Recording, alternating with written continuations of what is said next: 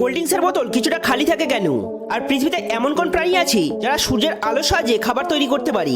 আর আমরা বারবার চোখের পলক ফেলি কেন? এমনই সব ইন্টারেস্টিং ফ্যাক্টের ধামাকা হতে চলেছে এই ভিডিওতে। সো জানতে হলে ভিডিওটি শেষ পর্যন্ত দেখুন। নাম্বার 12, ফিলিপাইন এমন একটি দেশ যেখানে পরিস্থিতি অনুযায়ী তাদের জাতীয় পতাকা চেঞ্জ হয়ে যায়। নর্মালি ফিলিপাইন্সের জাতীয় পতাকা এই রকম, উপরে নীল আর নিচে লাল, কিন্তু যুদ্ধের সময় তাদের পতাকাটি উল্টে যায়, অর্থাৎ উপরে লাল থাকে আর নিচে নীল রং চলে আসে। নাম্বার 11, আপনি কি জানেন হাতিরাও মানুষের মতো সাঁতার কাটতে পারে, আর এরা একটানা 48 কিলোমিটার পর্যন্ত সুইমিং করে যেতে পারে। এদের বডি স্ট্রাকচারটা এমনভাবেই তৈরি যার ফলে এদের এত ওজন হবার পরেও এরা সাঁতার কাটতে পারে। নাম্বার 10, বারবার আমরা চোখের পলক ফেলি কেন?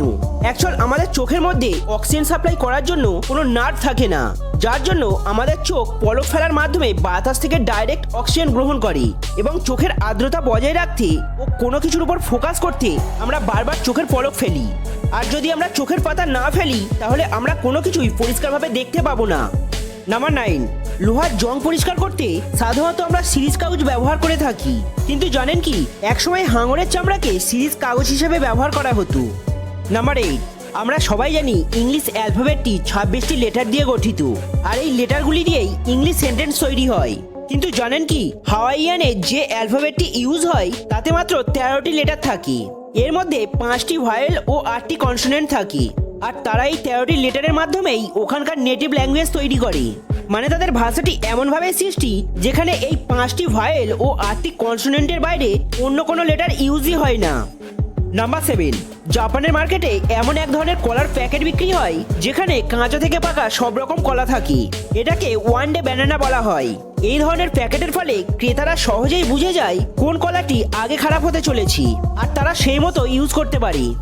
নাম্বার 6, আপনি কি জানেন পৃথিবীর সবথেকে বড় ঘাস হলো বাঁশ? হ্যাঁ বন্ধুরা, এটা কোনো গাছ নয়, এটা হলো এক ধরনের ঘাস। এদের উচ্চতা প্রায় 130 ফুটেরও বেশি হয়ে থাকে। নাম্বার 5, এটা আপনি নিশ্চয়ই জানেন যে গাছেরা সূর্যের আলোর সাহায্যে খাবার তৈরি করে, আর এই প্রসেসটাকে ফটোসিনথেসিস বলা হয়। কিন্তু আপনি জানেন কি পৃথিবীতে এমন কিছু প্রাণী আছে যারা ফটোসিনথেসিস করতে পারে, অর্থাৎ সূর্যের আলোর সাহায্যে খাবার তৈরি করতে পারে, আর কস্টাসিয়েলা কুরোশিমা হলো সেই সব প্রাণীদের মধ্যে একটি। নাম্বার 4, এই মহিলাটিকে দেখুন, এনার নাম হলো রেবেকা সারু, আর আপনি শুনে অবাক হবেন এনার মেমোরি পাওয়ার এতটাই পাওয়ারফুল যে তিনি 5 বছর আগে ঘটে যাওয়া প্রত্যেকটা ঘন্টায় প্রত্যেকটা মিনিটে তিনি কি করেছিলেন সেটাও বলে দিতে পারেন।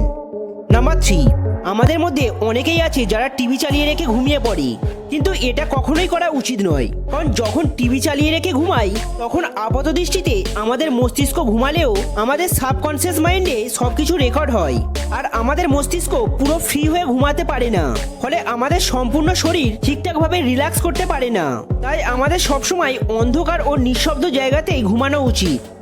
নাম্বার 2, কাঠবেড়ালি আমাদের প্রকৃতিতে লক্ষ লক্ষ গাছ রোপণ করে থাকে, কিন্তু জানেন কি এটা হয়ে থাকে তাদের ভুলে যাওয়ার রোগের জন্য। অ্যাকচুয়াল তারা তাদের খাবারগুলোকে অর্থাৎ গাছের দানাগুলোকে মাটির তলায় লুকিয়ে রাখে, কিন্তু অনেক সময় তারা নিজেরাই ভুলে যায় যে তারা খাবারগুলো কোথায় লুকিয়ে রেখেছে, আর পরবর্তীতে এই গাছের দানাগুলোই নতুন গাছে রূপান্তরিত হয়। নাম্বার 1, আপনারা দেখে থাকবেন কোল্ড ড্রিঙ্কসের বোতল কখনো ভর্তি থাকে না, কিন্তু এর কারণটা কি? দেখুন, এটা আমি আপনাদেরকে একদম সিম্পল ভাষায় বলছি। যখন কোনো জিনিসের ওপর হিট দেওয়া হয় তখন সেটা এক্সপ্যান্ড হয়, আর ঠান্ডাতে কন্ট্রাক্ট হয়। যেমন দেখবেন লোহা গরম হলে বেড়ে যায়, তো এই কোল্ড ড্রিঙ্কসগুলোর ক্ষেত্রেও কিছুটা এরকম হয়। কোল্ড ড্রিঙ্কসগুলো যখন তৈরি হয় তখন এগুলো আলাদা আলাদা টেম্পারেচারের মধ্য দিয়ে যায়, এবং এই কোল্ড ড্রিঙ্কসগুলোকে আলাদা আলাদা টেম্পারেচারকে হ্যান্ডেল করতে হয়। আর ভেরিয়েবল টেম্পারেচারের কারণে কোল্ড ড্রিঙ্কসের মলিকিউলসগুলো যদিও এক্সপ্যান্ড হয়, তাহলে কোল্ড ড্রিঙ্কস যাতে ওভারফ্লো না হয় বা কোল্ড ড্রিঙ্কসের বোতল যাতে ফেটে না যায় তার জন্য কোল্ড ড্রিঙ্কসের বোতলে কিছুটা ফাঁকা থাকে। তো বন্ধুরা, এর মধ্যে কোন ফ্যাক্টটি ভালো লেগেছে অবশ্যই কমেন্ট করে জানাবেন। চ্যানেলে নতুন হয়ে থাকলে চ্যানেলটি সাবস্ক্রাইব করুন, আর ভিডিওটি ভালো লাগলে বন্ধুদের মধ্যে শেয়ার করুন।